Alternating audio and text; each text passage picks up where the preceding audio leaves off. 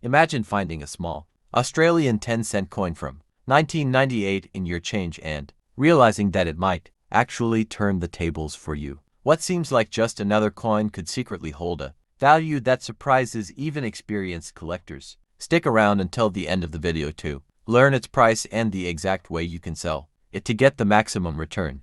The 1998 Australian 10-cent coin carries a unique place in the modern history of Australian currency. While millions of these coins were produced for everyday circulation, certain variations, minting errors, and high-grade examples have made some pieces far more valuable than their face value. This coin is part of the long-running series that features the distinctive lyrebird on the reverse side, a design created by Stuart Devlin. The obverse side shows the portrait of Queen Elizabeth II, sculpted by Raphael Makhlouf, which was used on Australian coins. During this period, one of the most exciting aspects for collectors is the hunt for rare varieties and minting errors. During 1998, some coins left the mint with striking issues such as double strikes, die cracks, or off-center impressions. These kinds of errors are not only visually striking, but also extremely appealing to numismatists because they represent a break from the perfection expected of minted coins. Each error is unique, which makes these coins collectible pieces of history. Condition is another major factor. Most 10-cent coins from 1998 were circulated heavily, meaning they developed scratches, wear, and dull surfaces. However, if you have a coin in uncirculated or near mint condition, its value could be much higher. Collectors and investors pay premiums for coins with sharp details, original luster, and minimal marks. Coins preserved in proof sets or stored carefully from the time of minting are particularly sought after. Another element that adds value is the role of the coin within sets and series. Some collectors focus on completing date runs or error collections, which increases the demand for specific years in high grade. The 1998 10-cent coin is part of the transitional period in Australian coinage where minor changes in dies and minting practices create small but important differences noticed by specialists. Grading by a recognized authority can boost the value of your coin significantly. A graded and certified example provides buyers with confidence that the coin is genuine and properly evaluated. Higher grade coins often fetch strong prices at auction and through private sales, sometimes many times their face value. Market demand for Australian coins has grown steadily, not just within Australia but internationally. Online marketplaces, auctions, and collector forums are active with buyers looking for specific varieties and error coins. Because 10-cent coins are common in appearance, most people overlook them, which means rare pieces can remain hidden in plain sight.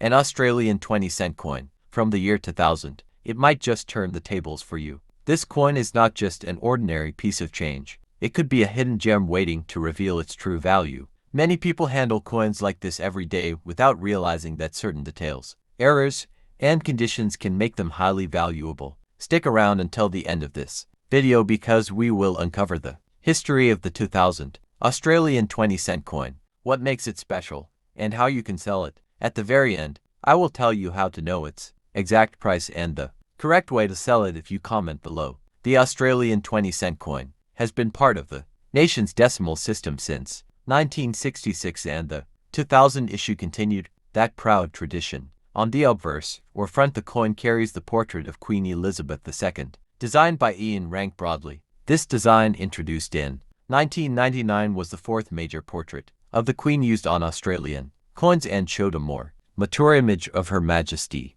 On the reverse, you will find the striking platypus design created by Stuart Devlin, which has become an iconic symbol of Australia's unique wildlife and identity. Now, while millions of these coins were minted for circulation in 2000, not all of them are the same. Collectors are particularly interested in coins that remain in excellent condition, showing minimal wear and retaining their original shine. More importantly, certain error coins from the year 2000 can command significant attention in the numismatic market. Mistakes during production such as off-center strikes, broad strikes, or die cracks can transform a regular 20-1 coin into a rare and valuable collectible. The year 2000 also marked a special time in Australian history. It was the year Sydney hosted the Olympic Games, a moment of national pride and global attention. Although the 20-cent coin itself did not carry a special Olympic design, coins from this year still connect to that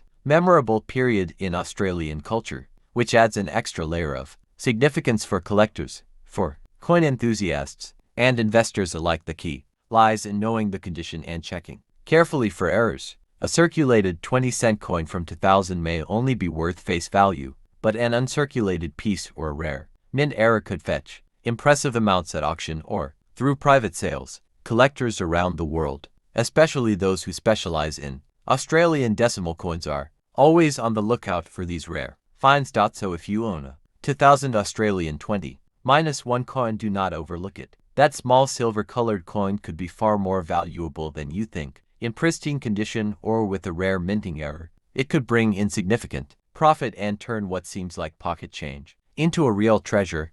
And here is the important part. If you want to know the exact price of your 2000 Australian 20-cent coin and learn the proper way to sell it, comment the word price in the comment box below. I will personally. Coins World.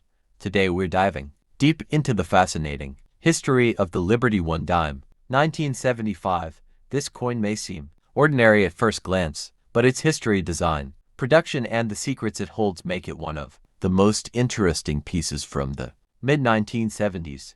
By the end of this video, you'll understand why collectors pay close attention to even the smallest details of this dime. The 1975 Liberty 1 dime belongs to the Roosevelt dime series, which replaced the Mercury dime in 1946. The Roosevelt dime was introduced to honor President Franklin D. Roosevelt shortly after his passing. His leadership during the Great Depression and World War II left a lasting legacy, and the dime became a symbol of his role in the March of Dimes campaign against polio. By 1975, the Roosevelt dime had already been in circulation for almost 3 decades. However, this particular year is significant for several reasons. The U.S. Mint was preparing for the country's bicentennial celebration in 1976, and this had a direct impact on coin production in 1975.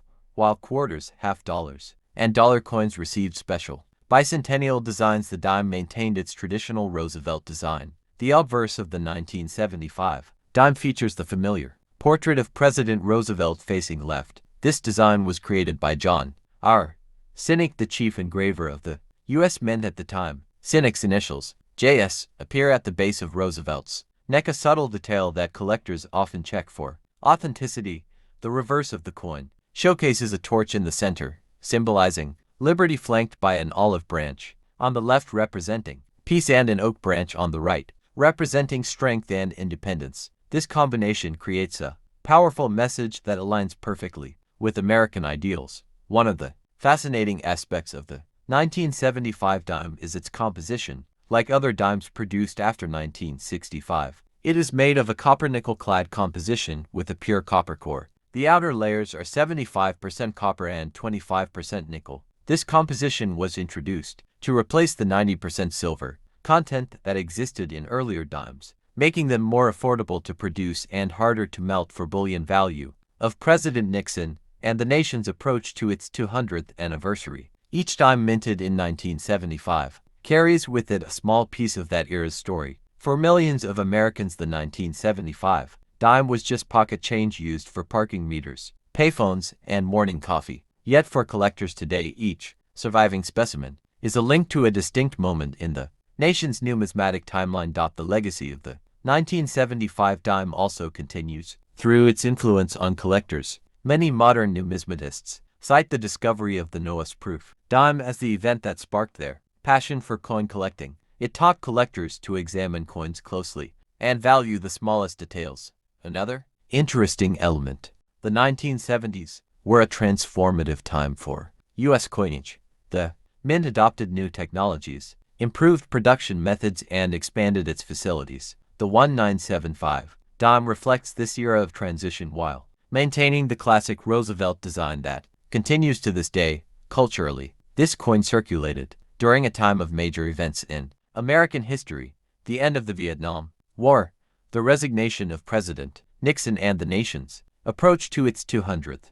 anniversary. Each dime minted in 1975 carries with it a small piece of that era's story. For millions of Americans, the 1975 dime was just pocket change used for parking meters, payphones, and morning coffee. Yet for collectors today, Each surviving specimen is a link to a distinct moment in the nation's numismatic timeline. The legacy of the 1975 dime also continues through its influence on collectors. Many modern numismatists cite the discovery of the Noah's proof dime as the event that sparked their passion for coin collecting. It taught collectors to examine coins closely and value the smallest details. Another interesting element is how the 1975 dime fits into larger coin sets. Many collectors build complete Roosevelt dime collections by date and mint mark. Finding a high-grade 1975 example is an important step toward completing such sets.